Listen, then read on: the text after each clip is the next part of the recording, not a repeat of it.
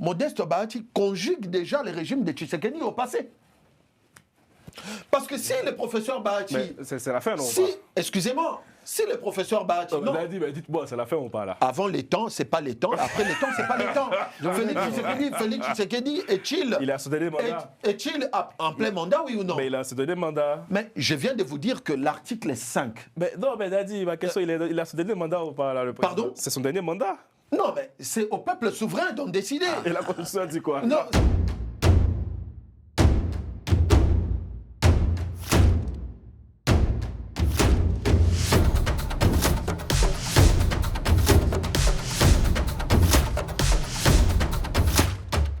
Bonsoir à tous, très heureux de vous retrouver pour ce dernier numéro de la semaine.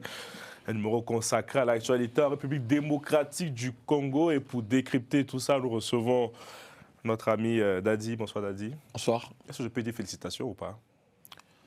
Oh, je pense que les encouragements peut-être. Félicitations, c'est un peu plus tard. C'est un peu plus tard. Ouais. Bon.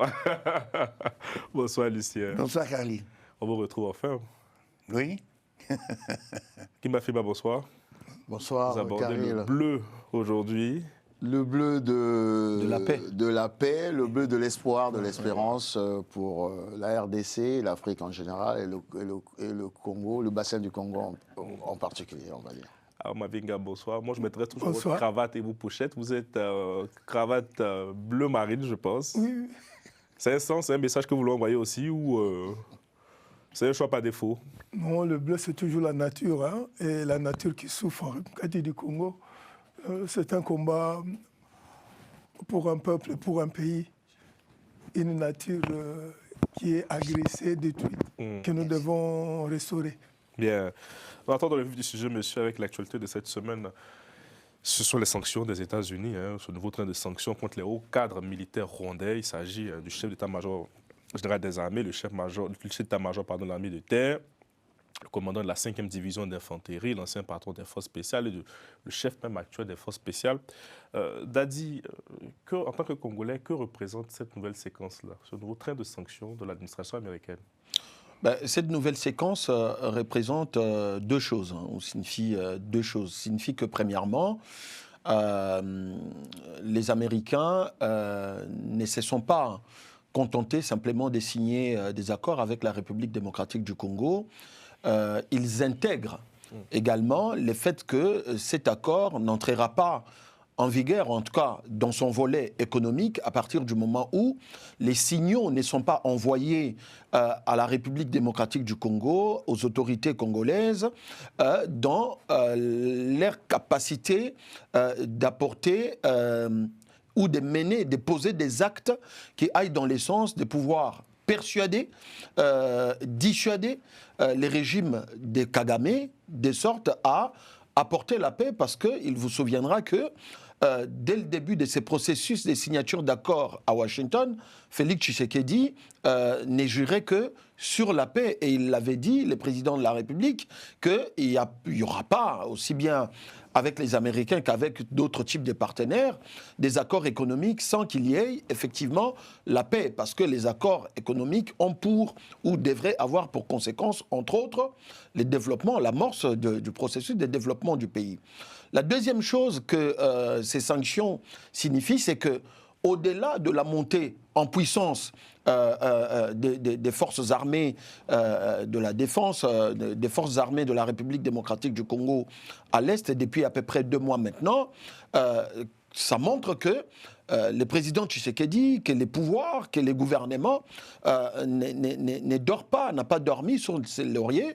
Ils ont continué à pousser pour qu'effectivement les Américains aillent un peu au bout de leur logique, parce qu'il vous souviendra qu'il y a quelques semaines, puisque les Rwandais et Paul Kagame ne dorment pas aussi, ils sont en train de travailler, qu'ils ont été contacter un sénateur américain pour pouvoir les dissuader à son tour les présidents américains, de sorte que les sanctions soient gelées. Mais tout ça, nous savions que c'était une manœuvre de Kagame, puisqu'il est spécialiste dans ça, à pouvoir d'une part gagner du temps, mais d'autre part à se réorganiser militairement et reprendre ses positions plus tard.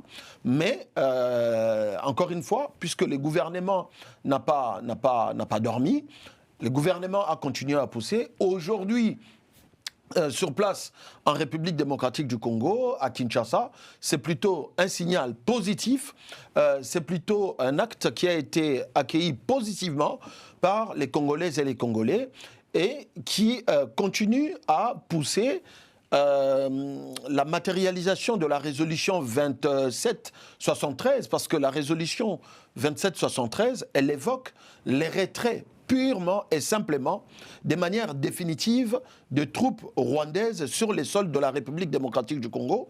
On n'en est pas encore là. Les sanctions, c'est déjà ça, c'est déjà beaucoup, parce qu'on va entrer dans le détail pour voir les conséquences que ces sanctions peuvent avoir sur les régimes du Rwanda. Mais aujourd'hui, en ces nets moments, pour répondre à votre question, nous pouvons dire que ça montre que les États-Unis ne sont pas restés dans les verbiages, comme on peut les constater au niveau de l'Union européenne, au niveau des autres partenaires. Ils ont commencé à poser des actes qui montrent qu'ils vont effectivement pousser pour que les entreprises américaines, quand ils vont venir, qu'ils arrivent dans un environnement de calme, dans un environnement de paix, parce que les bruits des bottes ne peuvent pas cohabiter avec les affaires. Ouais. Lucien, le Trésor américain justifie ces sanctions pour le soutien indirect ou indirect à l'AFC M23 qui ont permis aux rebelles de s'emparer du territoire souverain de la RDC et de poursuivre des graves violations. J'ai repris textuellement ce qui est mentionné dans le texte. Est-ce qu'on peut parler, comme disait Dadi, d'un signal fort envoyé par l'administration Trump à Paul Kagame qui a fait, merci d'avoir précisé, assez de lobbying ces derniers mois pour éviter qu'on en arrive à cette situation? Bien, Carly, je veux d'abord reconnaître ici, parce que bon, j'étais souvent en situation de, comment dirais-je, de doute vis-à-vis de la capacité du président Fathi, effectivement, à porter les choses jusqu'au bout. Je remarque, et je le dis sans problème, que sa diplomatie de résilience, sa diplomatie de ténacité, sa diplomatie de fermeté est en train de porter ses fruits. Il faut le reconnaître et le dire. Bien. Si je reprends l'expression de mon ami Mafimba, le curseur est bien, effectivement, à Kinshasa. À partir de là, effectivement, qu'est-ce que l'on constate? On constate en effet que par cet accord-là, le fait qu'il y ait un gel des avoirs financiers, qu'il y ait interdiction de transactionner, comme on dit, avec les entreprises, qu'il y ait des interdictions, montre bel et bien que, en effet, pour les États-Unis, l'agresseur, c'est bien Kigali. C'est bien le Rwanda. Avec ses supplétifs que sont, effectivement, les gens du M23. Bien. Alors, M. Mouyaya, donc, qui est le ministre de la Communication et des Médias, a dit « Enfin, nous sommes dans une situation potable, à savoir que les engagements pris sont en lien avec ce que l'on rencontre sur le terrain. » Le ministre des Affaires étrangères, la ministre des Affaires étrangères participe aussi de ce mouvement en disant voilà, il y a une reconnaissance en fait de l'agression du Rwanda. Et donc la question qui se pose maintenant, c'est comment en fait le Rwanda va mettre en place sa politique de contestation, parce qu'il conteste en disant que c'est injuste, en disant qu'ils n'ont pas été compris. Mesure injuste et unilatérale qui ne tient pas compte des réalités du conflit. Alors, et ils disent, ils vont beaucoup plus loin, enfin, Kagame va beaucoup plus loin en disant nous sommes prêts à respecter effectivement les décisions de la fois que le service trésorier américain chargé des gels des avoirs, mais il faudrait aussi que la RDC respecte ses engagements. Quel engagement? Cessez-le-feu, pas cessez-le-feu. Donc on voit bien que... Ah oui, c'est vrai qu'ils en parlent. Eh bien, tout à fait, on voit bien que Dadi a mis l'accent sur quelque chose de très important. Kigali est en train de gagner du temps. Kigali est en train de gagner du temps, mais j'espère que... Gagner du temps? Non, gagner du temps en disant que c'était injuste. Ah oui. Dans ce sens-là. Mais ils ont tout fait pour l'éviter, donc c'est un échec cuisant, voilà, il faut qu'on le dise clairement. Donc il faudrait, à mon avis, que les choses aillent jusqu'au bout et que la stabilité régionale revienne, que la problématique humanitaire, déplacement des populations soit posée. Après, vous, Lucien, qui êtes économiste, je vais rester avec vous, parce que c'est le Trésor qui sanctionne, donc on tape au portefeuille. Tout à fait, mais c'était le seul moyen. Je m'amusais à regarder ce matin certains analystes sur ce sujet qui disaient on s'excite un peu trop vite, parce que désormais il y a un système de contournement des sanctions, jurisprudence Russie, Iran, Irak, par exemple. Est-ce qu'aujourd'hui, la RDC, et Dadi a parlé de l'Union européenne, un facteur qu'on oublie, est-ce que le Rwanda, aujourd'hui, peut se passer de ces sanctions, peut passer par les mailles du filet? C'est très difficile dans la mesure où la contribution en fait, américaine à l'armement, aux équipements, au paiement de certains soldes du Rwanda est très très élevée. C'est pas possible. Alors, ils peuvent, bien entendu, emprunter des chemins de contournement, mais ça va être très très difficile parce que je pense que maintenant les choses sont claires. Sachant Les que Américains de l'Union européenne avec ce qu'ils font au Mozambique, on parle pas beaucoup. Bien sûr, bien sûr. Bah oui, ils ont besoin des Rwandais effectivement pour protéger les puits de Total, l'énergie de Eni, etc. Donc il n'y a pas de problème là-dessus. Mais une chose est sûre, c'est qu'il faudrait que Fachi, M. Chilombo, pousse le bouchon très très loin, continue en fait d'avoir cet avantage-là pour essayer de contraindre Kagame en fait à passer à la table de négociation. Parce que en fait, cette table de négociation, elle existe. C'est déjà fait. C'est déjà fait, mais il contourne. Peut-être le contraindre à Mais bien sûr, justement. Alors, il faudrait aussi qu'il ait en tête. Il faudrait aussi qu'il ait en tête que les Américains avec Trump, le précédent rwandais, vénézuélien, le précédent l'Iran, ça peut exister. Hein. Mais je voudrais très rapidement, en 30 secondes, si vous permettez, Carlyle, sur la question du contournement. Est-ce que Paul Kagame ne serait pas tenté de contourner les sanctions en allant vers l'Union européenne? C'est ça ma question. Mais il faut savoir que quand les trésors américains frappent les Rwandais, c'est tout un écosystème en fait qui tourne autour de la collaboration avec les Rwandais, mais dont toute cette collaboration est essentiellement basée sur les dollars. Ça, c'est d'une part. D'autre part, il ne faut pas omettre la géopolitique internationale. L'Union européenne ne peut pas se mêler dans ce dans quoi les États-Unis ont pris des engagements. Sachant que l'Union européenne est tenue essentiellement par l'Allemagne, par la France, par l'Italie, mais tous ces pays-là sont des pays qui sont tenus par les Américains, par les États-Unis, et donc notamment sur les plans militaires. Aujourd'hui, on voit bien que l'Union européenne est dangereusement divisée. Il est difficile que l'Union européenne parle d'un seul langage, on peut le voir à travers justement ces conflits en Iran, la position controversée de la Grande-Bretagne qui revient, la position douteuse de l'Allemagne, la position tranchante de l'Espagne. L'Allemagne a été très claire dessus. La position tranchante de l'Espagne.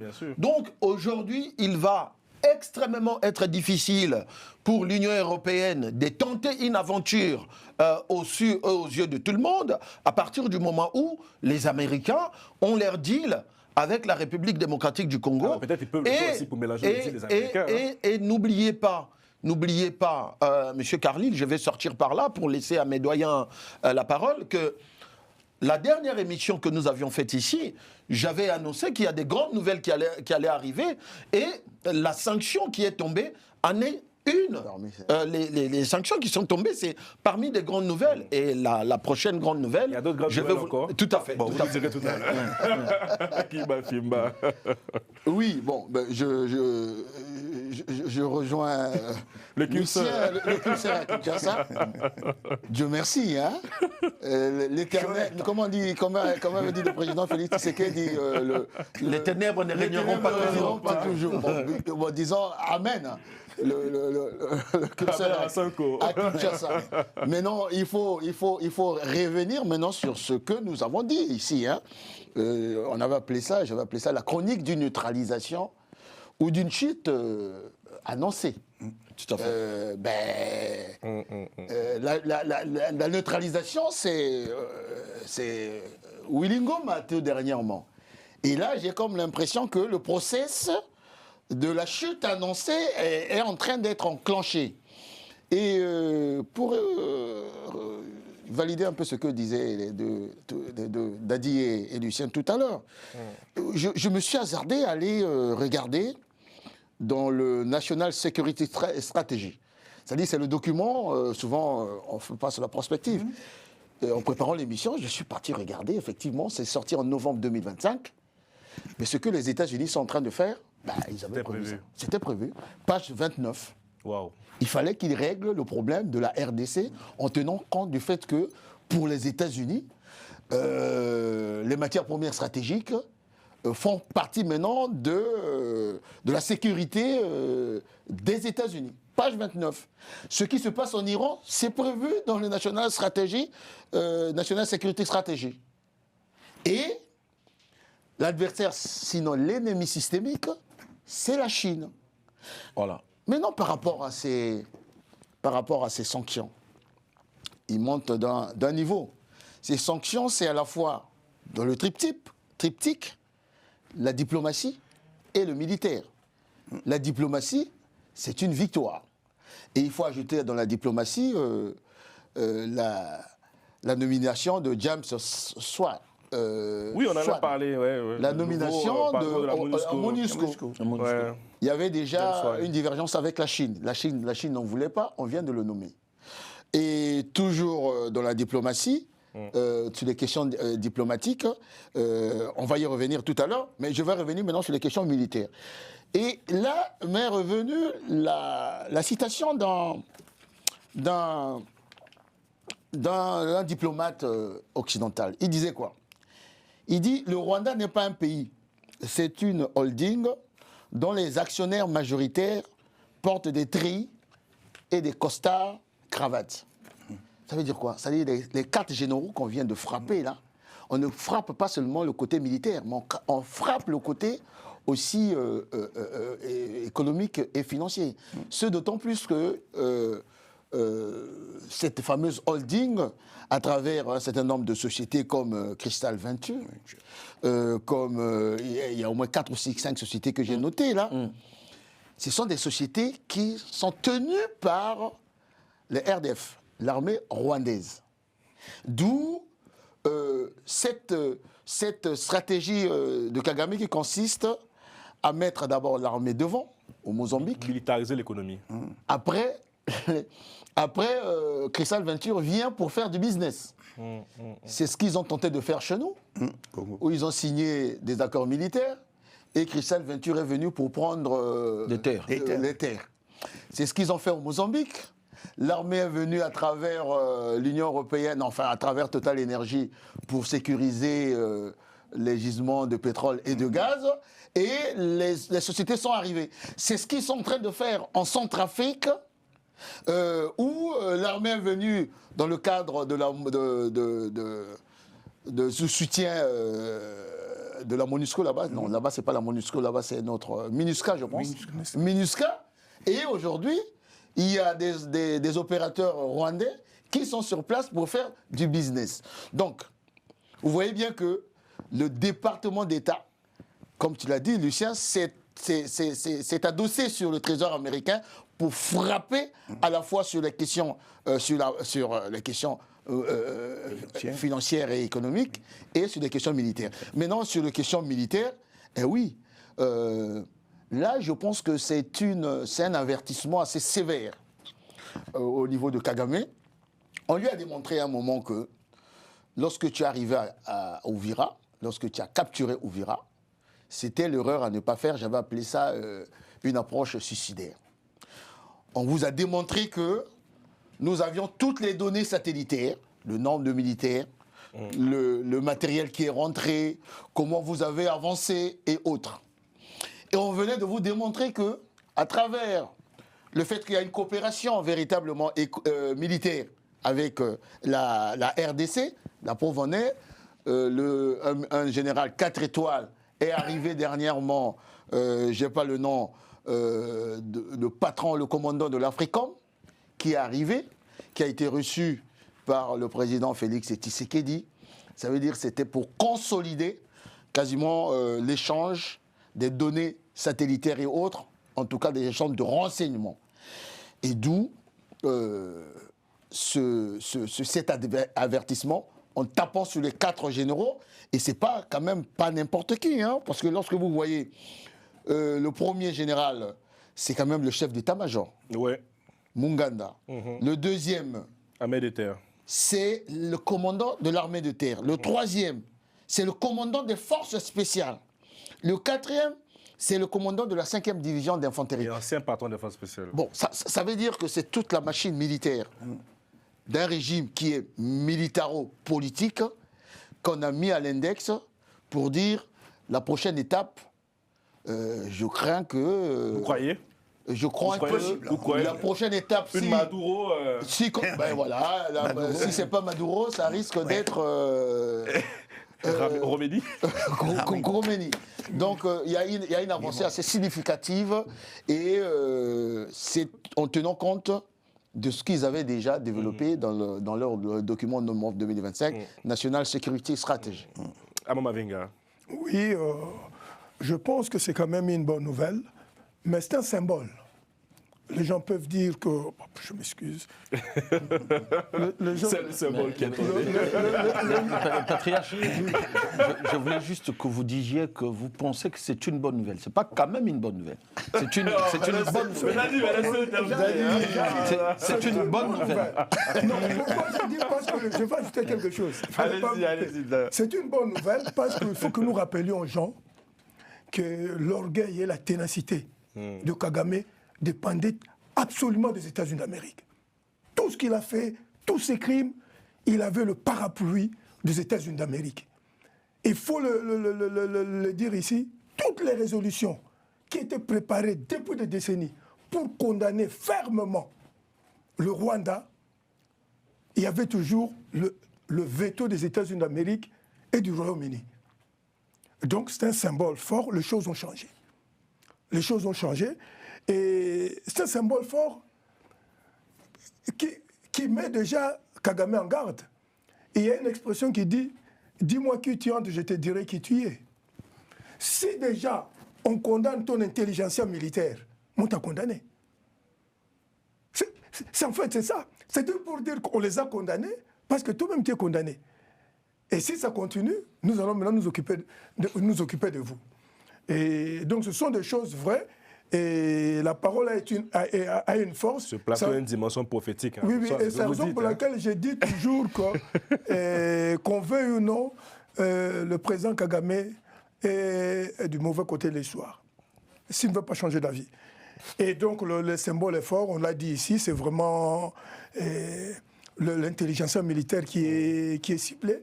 Et il y aurait des conséquences. Mais ce que je voudrais dire aux autorités congolaises, que nous devons avoir la tête froide. Pas de triomphalisme. C'est comme dans un combat de boxe. Tu as gagné le premier round, tu as gagné le deuxième round, tu n'as pas encore gagné. Il faut aller jusqu'au bout. Il nous faut donc véritablement, et là j'en appelle même à l'élite politique congolaise, il faut une mobilisation totale. Nous sommes dans un combat de round où nous gagnons et nous devons nous mettre ensemble pour gagner totalement cette guerre. C'est-à-dire, il faut gagner cette guerre où le Rwanda doit être hors d'état de nuire, où le Rwanda et tout ce qui peut être utilisé sur le territoire congolais soit mis hors d'état de nuire. Mais moi, je pense qu'il faut aller très loin. Il faut que nous continuions pour que les sanctions deviennent véritablement et puissent déboucher même si de véritables poursuites judiciaires pour les uns et les autres. Parce qu'il y a eu des crimes, il y a un génocide. Un génocide appelle véritablement la justice internationale. Mais c'est à nous, les Congolais, à nous mobiliser tous ensemble pour peser pour qu'il y ait une justice internationale. Parce que ces crimes ne peuvent pas rester impunis. Justement, avant de parler de l'élite politique congolaise dans la deuxième partie, j'aimerais qu'on commente cette actualité que vous avez plantée, mon doyen. C'est la nomination de James Swan, un Américain, en tant que représentant spécial pour la mission de l'ONU pour la stabilisation en RDC, donc la MONUSCO. C'est un bon choix, Ama Mavinga. Je pense que dans la dynamique actuelle, oui.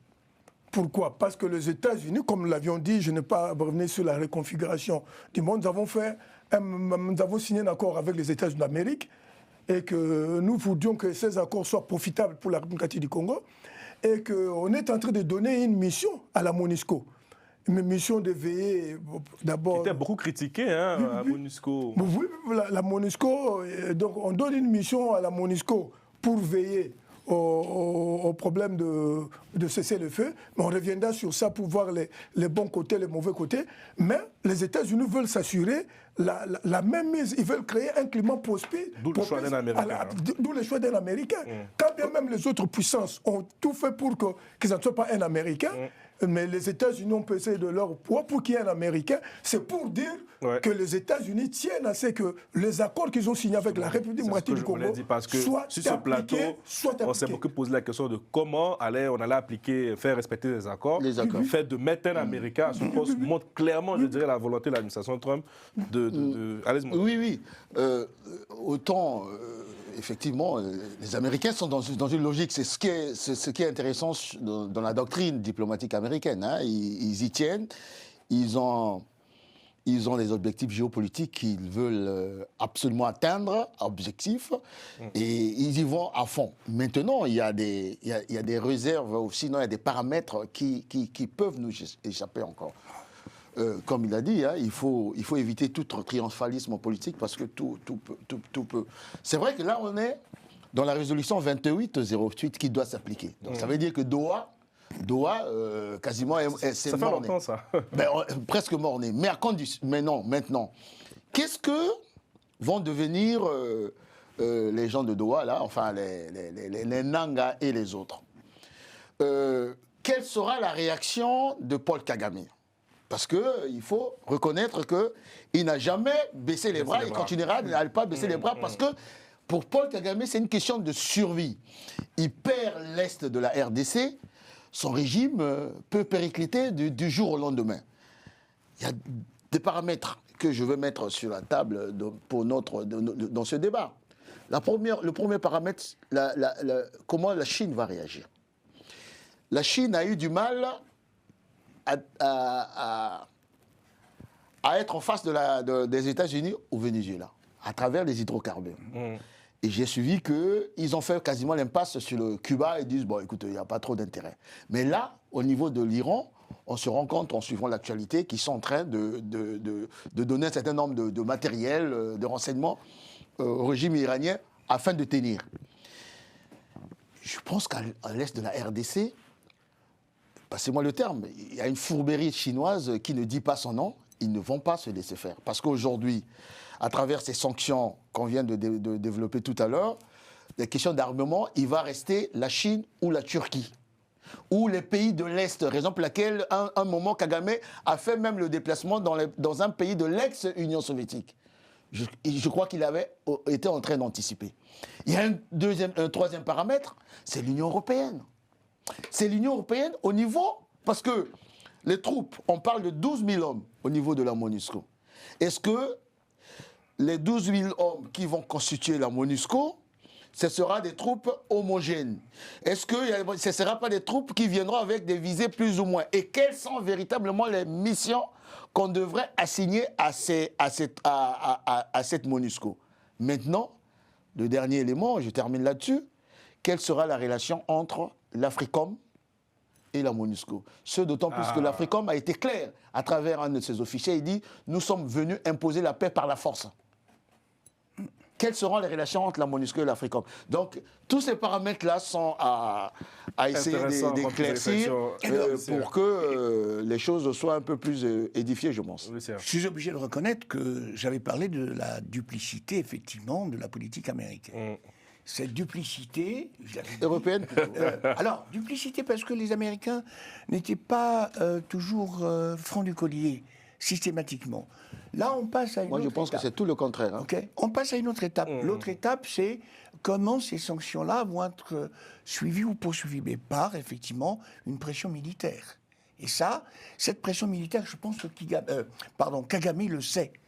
Il le sait, et donc, il ondule entre les écueils, mais il sait que ces jours sont globalement, effectivement, comptés. Par rapport à la Chine, Guy, je pense que pour la Chine, le couloir de Lobito joue un rôle important. Cette partie-là, effectivement, de la RDC, même si on parle l'Angola vers la Zambie, etc., et que les Chinois ne vont pas lâcher, je suis d'accord avec toi. La question aussi qui va se poser, c'est cette composition à l'Est de nombreuses milices. Il n'y a pas que l'AFC et le M23. Comment on va régler comment on va régler le problème des milices, justement? Est-ce que Kagame ne va pas trouver là un trou de sortie ou de souris pour continuer à, en fait, déstabiliser les choses déjà? Et puis, on va très loin. je ne sais pas si c'est Armand qui l'a dit. Et puis il y a le problème humanitaire, il y a le problème de la réconciliation, il y a le problème des réparations, il y a le problème des déplacements. Mais ça viendra après, ça, je pense. Et oui, ça viendra après. D'accord, mais il faudrait y penser. Oui, je pense que c'est prévu, non mais je pense que lorsqu'on parle de la multiplicité des groupes armés au niveau de l'Est de la République, je pense qu'aujourd'hui, plus qu'hier, il faut relativiser. Énormément. Parce que le processus de Nairobi avait justement pour objectif de pouvoir démilitariser pas mal de ces différents groupes. Et ces processus, au-delà de l'AFC M23, ces processus avaient bien marché. Et c'est pour ça, je suis d'accord avec les doyens, que dans les stratagèmes des Kagame avec ses ramifications congolaises, les Kabila et les autres, ils vont ressusciter Thomas Lubanga. Aujourd'hui, il faut dire que dans l'autre côté, c'est plus ou moins aujourd'hui Thomas Lubanga qui cherche à sortir un peu la tête de l'eau. Mais je pense que, M. Carlyle, vous avez appris que hier ou avant-hier, il y a 2 jours en tout cas, qu'une grosse découverte d'armes venait d'être découverte dans la province de l'Ituri, notamment des armes appartenant à Thomas Lubanga, pour vous dire aussi un peu que non seulement les renseignements sont depuis un certain moment en train de faire un travail efficace, mais que l'armée est réellement montée en puissance. Donc c'était pour relativiser, pour dire, du côté des milices et des autres groupes armés aujourd'hui, c'est quelque chose qui a sensiblement été contenu. Les curseurs ou les focus aujourd'hui est sur la nécessité de mettre définitivement fin à l'AFC M23, et mettre définitivement fin à l'AFC M23 pour nous, c'est mettre fin aux aventures de Paul Kagame à l'Est, parce que c'est ni plus ni moins Paul Kagame qui est égal à l'AFC M23, parce que souvenez-vous, M. Carlyle, qu'entre 2012 et 2013, lorsque Kabila a fait face au même M23, point n'a été à l'époque à l'ordre du jour de dire que c'était les Rwandais. Non. Nulle part on avait dit à l'époque que c'était les Rwandais. Mais lorsque Félix Tshisekedi arrive au pouvoir, quand il fait la ronde des 9 voisins, c'était en connaissance des causes, parce que Félix Tshisekedi avait l'information. C'est comme ça que très tôt, Félix Tshisekedi dira aux Congolaises et aux Congolais et au monde que l'AFC M23 que vous voyez, ce n'est pas des Congolais, c'est les Rwandais. Et c'est même Kabila. Il est allé même plus loin pour dire c'est Kabila. Tout le monde l'avait pris pour un malade, pour un fou. Aujourd'hui, je pense que tout le monde l'a vu clair, les rapports onusiens, les rapports de plusieurs experts mettent en lumière cet état des choses. Et arriver à l'étape où nous sommes arrivés aujourd'hui, nous, comme leader d'opinion de la nouvelle génération en République démocratique du Congo, tout ce que nous sommes en train de faire aujourd'hui, c'est un travail de toilettage pour permettre à notre génération de reprendre les choses en main, de sorte que lorsque Félix Tshisekedi sortira du pays, que ça ne soit pas la génération des années qui sont en train de parler aujourd'hui des constitutions, qui reviennent aux affaires, mais que ça soit un renouvellement total de la classe politique. On va parler politique, monsieur, on est pris par le temps, on va parler politique avec cette actualité encore chez vous, la sortie de Modeste Bahati Lukwebo, deuxième vice-président du Sénat, qui a déclaré que la RDC n'avait pas de problème de texte, mais plutôt un problème d'hommes censés mettre en application les différentes dispositions légales. Il estime que l'âge de la Constitution n'est nullement le problème, que sa famille politique, qui bénéficie de la confiance de la population, doit plutôt se mettre au travail. Il déplore par ailleurs que ceux qui soutiennent aujourd'hui l'hypothèse d'un changement ou d'une révision sont les mêmes qui hier avaient défendu cette constitution. Guy Mafimba, je sais que vous avez un amour particulier pour Bahati. Vous voyez bien que des fois, ce studio, on est des fois prophétique. Hein. Je me souviens d'avoir c'est vrai, je me rappelle, hein, nominé ce monsieur dans le registre de cette classe politique détestable en Afrique. C'est-à-dire des espèces de barons tribaux, qui sont là depuis 40 ans, 50 ans, qui se sont enrichis. Hein. Moi, je le dis là parce que chez moi, je le vois des gens de ce genre. Et qui se sont donné une espèce de légitimité pour pérenniser avec leur famille cette oligarchie prédatrice africaine. Alors, voilà ce monsieur, un kabylisme, je ne lui reproche pas, enrichi, et on en a parlé la dernière fois, parce qu'au moment où ça tapait à l'est de la RDC, il est parti fêter C'est 70 ans À Dubaï. en grande pompe à Dubaï. Ouais. Alors, ce monsieur, au moment où, à travers le curseur qui est arrivé à Kinshasa, à travers le triptyque de manière que en train de dérouler le président Félix Tshisekedi, la diplomatie agissante avec tous les résultats, le soft power, on a oublié de dire par exemple que Human Rights a sonné l'alerte sur le Rwanda. C'est pour la première fois que je vois cette ONG s'attaquer au Rwanda. C'est pas par hasard. Et je viens aussi de découvrir qu'il y a une enquête explosive en Afrique du Sud, Open Secret, pour mettre à nu la prédation du clan Kabila. Donc les choses avancent. Et sur le plan militaire, j'y reviens pas. C'est là où il sort pour dire, attention, il ne peut pas changer la Constitution. Enfin, remettre sur la table ce que j'appelle la contradiction secondaire. La contradiction C'est secondaire. pas le moment à votre avis? Non seulement c'est pas le moment, c'est inopportune, mais c'est opportune pour lui. Pourquoi? Mais sur le fond, il n'a pas. Est-ce que. Je vais revenir d'abord sur la forme. Sur la forme, je n'ai pas vu ce monsieur qui est député pendant la guerre débarquer dans son fief, sinon à proximité, pour soutenir les troupes et autres. Il n'a pas fait ça. Mais il le fait aujourd'hui. Pourquoi? C'est ce que j'appelle, Marine Gwabi appelait ça des gens qui courent au secours de la victoire. Il y a une victoire qui est là. Il se dit, comme la victoire est là, moi, en tant que baron, je dois revenir sur le champ pour mettre sur la table cette problématique. Mais en réalité, si tu grattes un tout petit peu, on se rend compte que parce que, et c'est mon frère Ramon qui le disait souvent, la constitution actuelle de la RDC, me semble-t-il, c'est Sun City. Oui, oui. Et c'est Germain Kabinga qui le dit, qui l'explique très bien. C'est vraiment la constitution de Sun City. Lui, c'est un baron qui a bénéficié de cette constitution pour se positionner, se repositionner et autres. Donc il a besoin de cette constitution pour que, d'ici là, il estime que Félix Tshisekedi a réglé le problème plus ou moins. Moi, je vais me repositionner en tant que baron tribal pour me repositionner avec les moyens que j'ai. Donc, c'est à la fois inopportun et c'est même, je vais dire, cynique de sa part, d'où j'encourage des jeunes frères comme Dadi de faire en sorte que, pour que cette Afrique-là puisse émerger demain, il faut qu'une autre classe politique qui pense nation et qui soit dans la prospective, pas dans cette espèce de conflit d'intérêts systématique avec les aspirations du peuple. Batik est visé par une pétition au Sénat à 9 jours de la rentrée parlementaire. On revient sur le fond, pour moi, pour débattre un peu, à Mavinga. Oui, j'ai suivi avec une attention particulière ce débat, mais ce que je voulais dire dans la forme, il pouvait exprimer son idée d'une autre manière. Parce que la façon dont il a présenté son idée, je vois ce que j'avais toujours dit quand on avait arrêté Konsa Mutamba, la guerre des tranchées qui avait commencé pour 2028.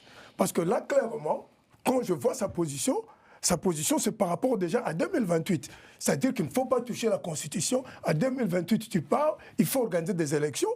Bon, peut-être on ne lui empêche pas d'être candidat, peut-être qu'il sera candidat. Mais moi, je pense qu'il a profité d'une erreur de communication de certains membres de l'Union sacrée. Qui ont fait leur communication par rapport à la Constitution. Mais moi, je pense, quand on est un homme politique, il ne faut pas agir par l'émotion. Parce que l'article 218 de notre Constitution fixe les conditions dans lesquelles la Constitution peut être révisée. Mais je pense qu'il y a eu quand même des erreurs de communication.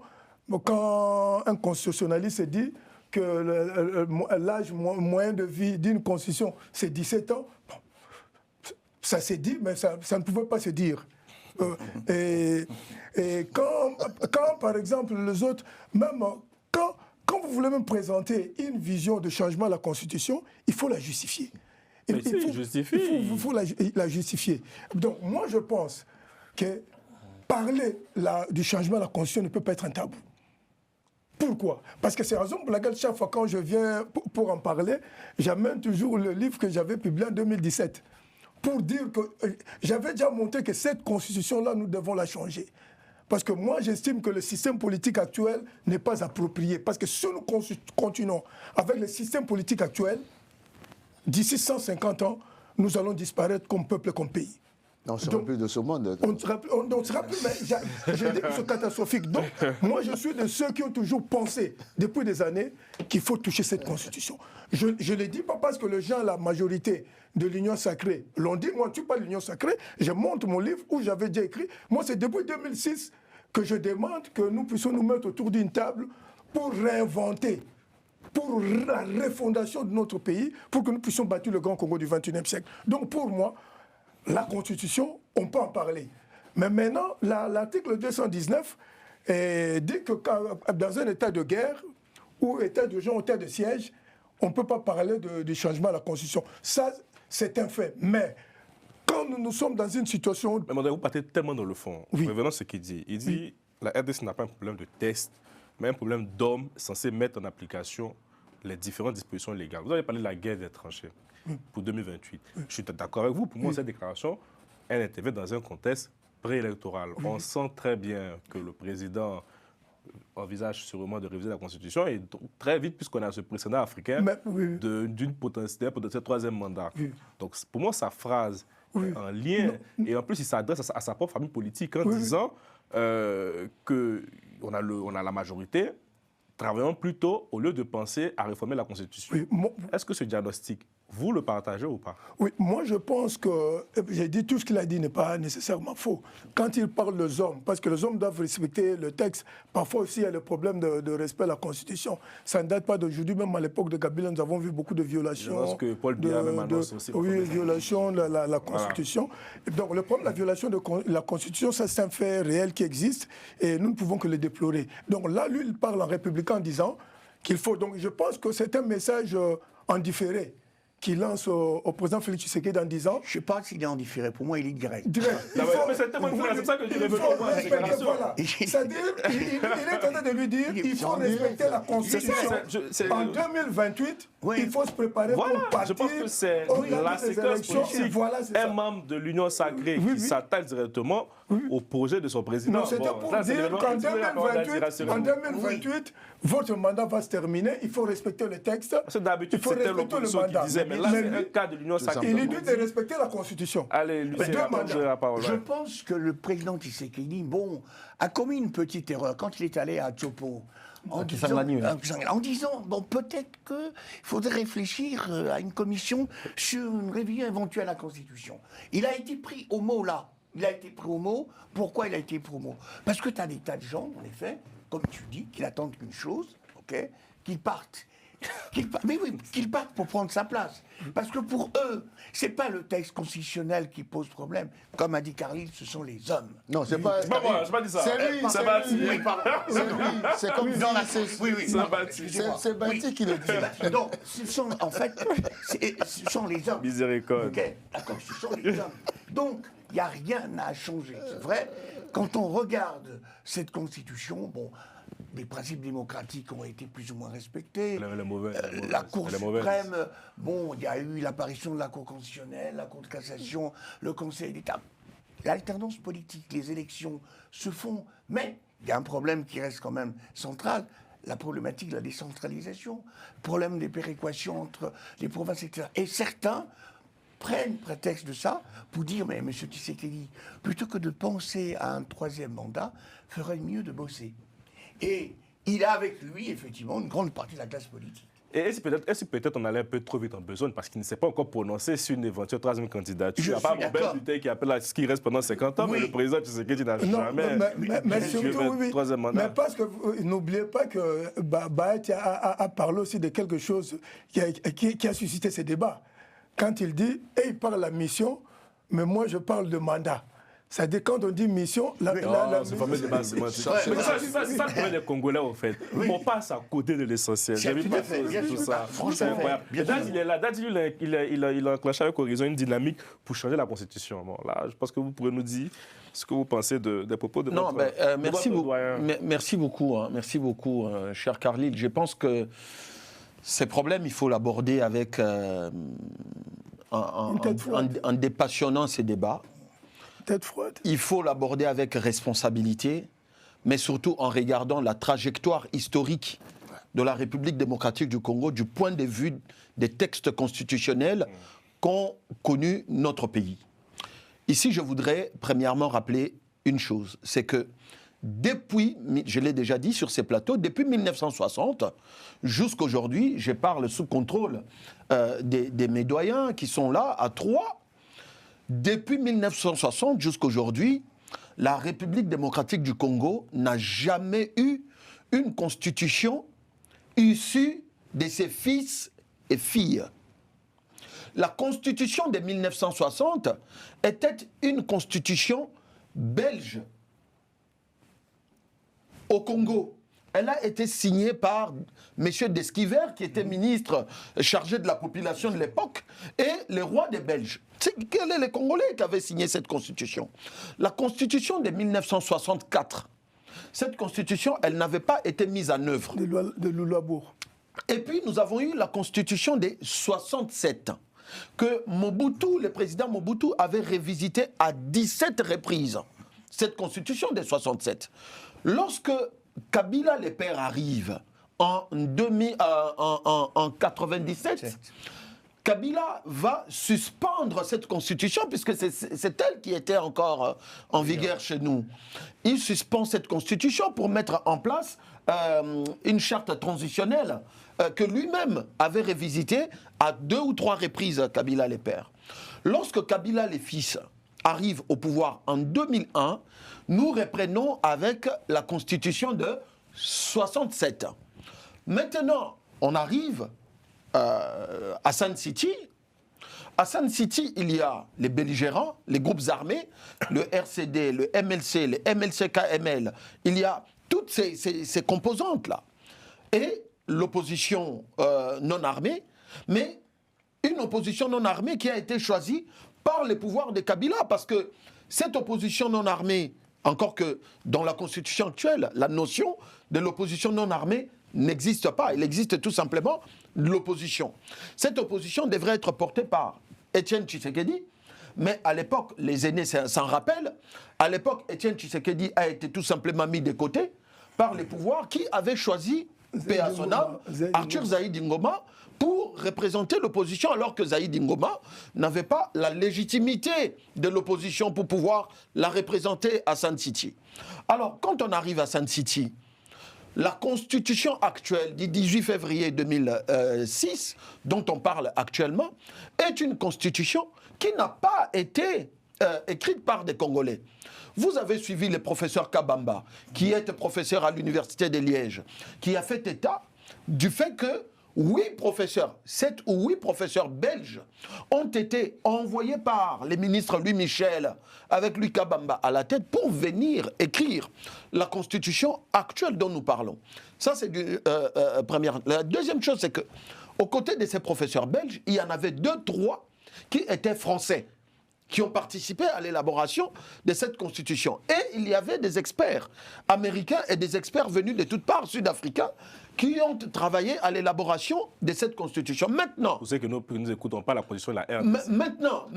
Et à l'étranger. Hein. Et à l'étranger. Et maintenant... Maintenant, il faut que ça se fasse certains Congolais, entre guillemets professeurs, qui vous disent qu'ils ont été là à l'élaboration. Non, ils n'ont pas été à l'élaboration. Ils ont tout simplement assisté pour pouvoir donner une sorte de légitimité à cette constitution pour dire les Congolais étaient là, mais les Congolais, ils n'étaient pas là.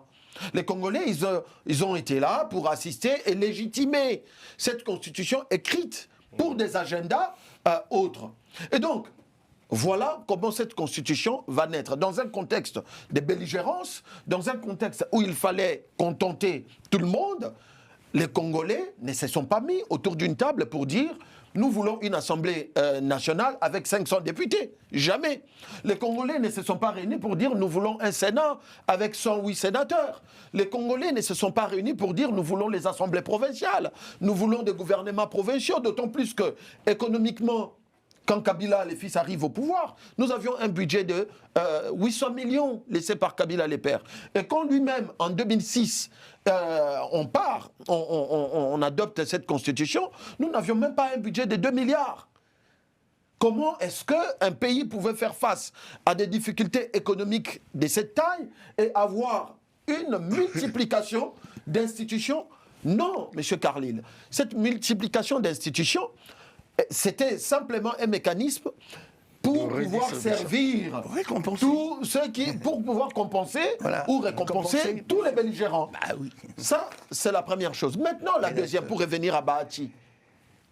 Ici, je voudrais souligner que le professeur Modeste Bahati, comme citoyen congolais, il a le droit de dire ce qu'il veut.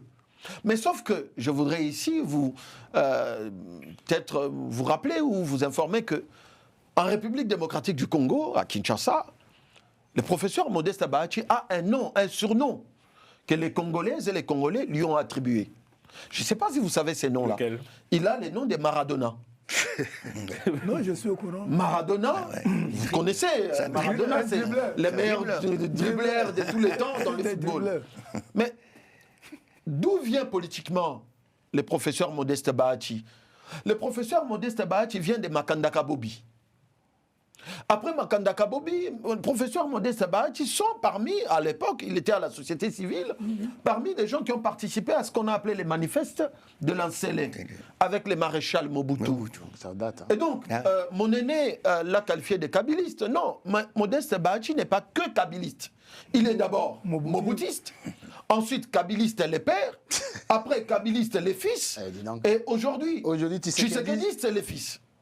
Je ne comprends pas maintenant Maradona. Donc, le professeur Bahati il faut être un expert a la spécialité de traverser des régimes en régime.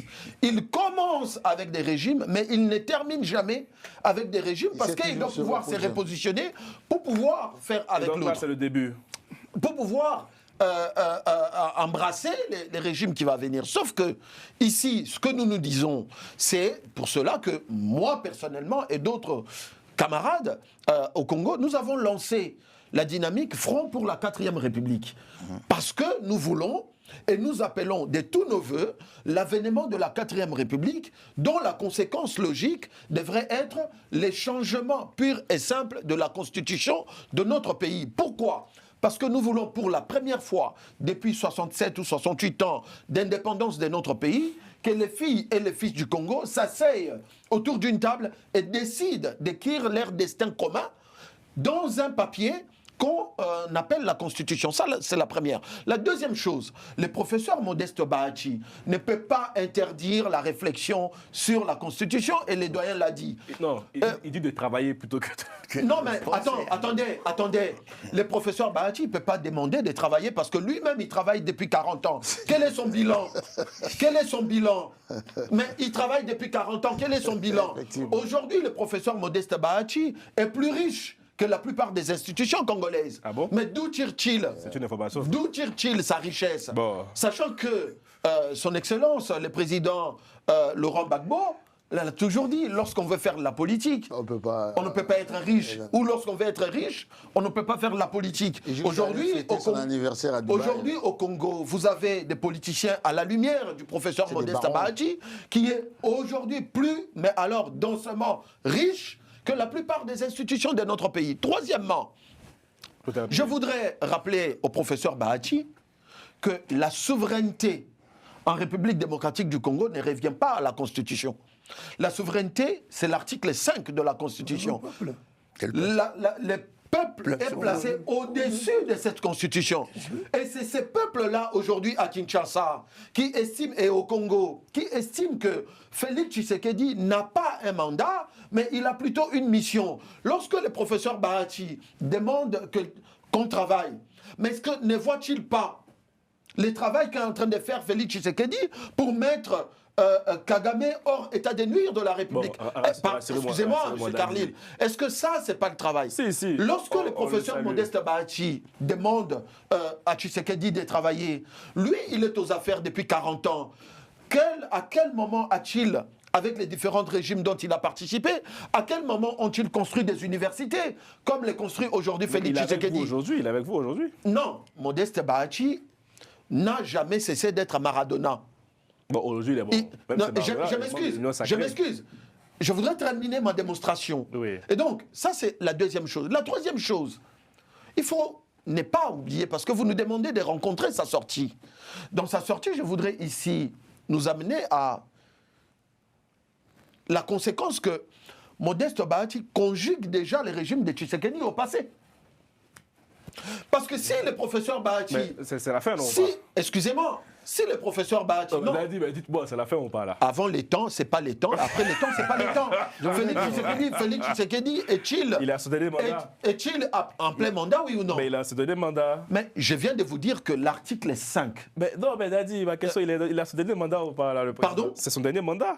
Non, mais c'est au peuple souverain d'en décider. Et la Constitution dit quoi? Non, c'est au peuple souverain. Non, mais vous parlez... c'est là où c'est compliqué. Mais vous parlez... Juste un dernier. Cher doyen, C'est là où c'est compliqué. cher doyen, nous parlons d'une constitution 30 secondes, Dadi. dont les souverains primaires, Oui, qui est mais au-dessus de cette constitution, Bien sûr. est aujourd'hui, à la lumière du combat que mène le président Tshisekedi à l'est de la République démocratique du Congo, le combat que lui n'a pas amené Bien. au Congo, le combat qui dure depuis 30 ans. Merci, Dadi. Ça va pas être encore le point Merci, de départ. Dadi. Le dernier mot par rapport à ça. Merci, D'accord. Dadi. Non, ça ne va pas être le point de départ. Je veux résumer un peu ce que Dadi disait, sans prétention aucune.